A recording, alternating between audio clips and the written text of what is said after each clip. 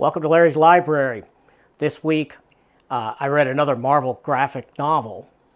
This one was Doctor Strange into Shamballa, also known as Marvel graphic novel number 23. This one's from 1986. So as almost all of the early Marvel graphic novel series books, this one is 64 pages. This is very much out of print and very old. But I'm thinking it likely has been reprinted, probably in trade paperback form. I did not notice that it was still available, but you could probably track it down. So the story and script on this one is by JM DeMatteis. Now, he is a celebrated, fantastic, old school writer who's still working today, but he's well known for Kraven's Last Hunt and runs on all kinds of great stuff. He had some great issues of Defenders, what comes to mind for me, and you probably got a lot of other things that come to mind for you. And also Moon Shadow was another great book he did. Yeah, he's just a fantastic writer. The story, long time. I've seen his work all over the place, done a lot of covers. Great artist. I have never seen him do painted work before. At least I can't remember him doing painted stuff. And this entire story is painted, and it is beautiful. Some lush watercolor looking art, mostly, I think. It's really good stuff.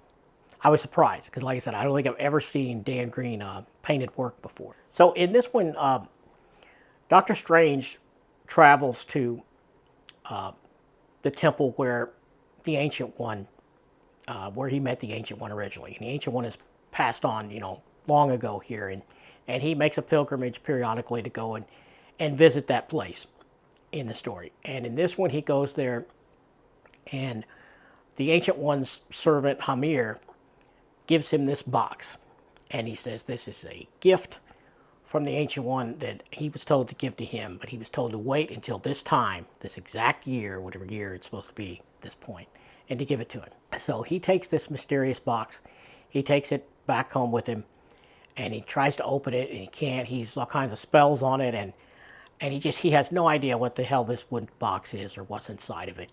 And when he finally does manage to bust it open, it is full of mirrors, and all he sees inside is himself.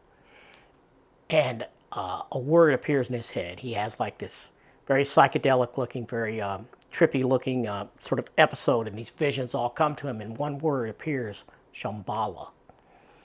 And so then he is on a quest to figure out what this means, and what did the Ancient One mean by Shamballa, and why did he give him this gift? What does this gift mean? And he eventually figures out that the Vishanti, or the Shamballa gods, not the Vishanti, I get those confused sometimes, but the Shamballa gods, the lords of Shamballa, have given him this quest. He has to get these 3 spells together and then cast them all one by one and bring about the end of the world, the apocalypse of basically 3/4 of the population of planet Earth. And if he manages to do this, then there will come about this golden age of enlightenment, and a new dawning of man, and a better race will emerge after he causes destruction of 3/4 of Earth's population. And of course he doesn't want to do this, but this seems to be coming from the Ancient One, his master, who would never lead him astray, right? Right? So he goes through a lot in this quest to piece this all together and figure it all out. And I'm not going to give away the ending because that would be a major spoiler.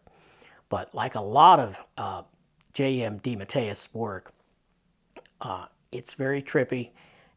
You might call it psychedelic. Existential even would be a word that would probably come to mind. Heavy on philosophy, and with a nice personal ending.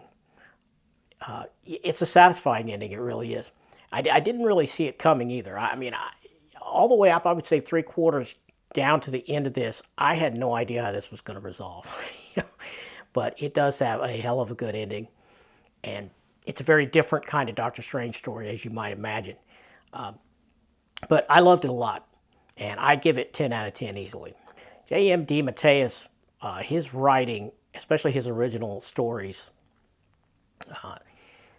like Moon Shadow, which is a creator-owned thing he did, it's not everyone's cup of tea. My daughter, the comic slayer, Kristen, she hated that book. She didn't even finish it. I loved it, on the other hand. So I would say if you liked Moon Shadow, you're going to love this book. If you didn't like Moon Shadow, you may not. I mean, I guess if you're a big enough Doctor Strange fan, you might like it anyway, especially because of this incredibly great art. But yeah, it is very, very different. It's definitely not your standard superhero fare. But I loved it. I thought it was great. If you can pick this up in some form, I say do it. Like I said, I give this 10 out of 10. Tried to show some of the great art here without giving too much away. And I hope you like taking a look at this. Give me a thumbs up if you did. And I will catch you next time.